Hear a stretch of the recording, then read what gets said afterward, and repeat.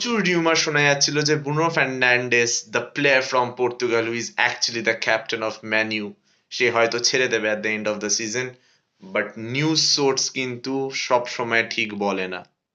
Eric ten Hag has confirmed that he will stay at Man U until his contract expires in the year 2026. So probably এই season না, পরের সিজনেও হয়তো Bruno Fernandes থেকে যাবে Man ইউতে। He is actually very happy being at Man U, Erik ten Hag কিন্তু confirm করে দিয়েছে। দেখবার মতো ব্যাপার এটা কি সত্যি হয়, কিন্তু হেড কোচ যখন এটা বলছে with this much of confidence, মনে হচ্ছে কিন্তু ব্রুনো ফার্নান্ডেস হয়তো কন্ট্রাক্টটা শেষ করে ম্যান ইউর থেকে নিজের বুটস হ্যাং করবে।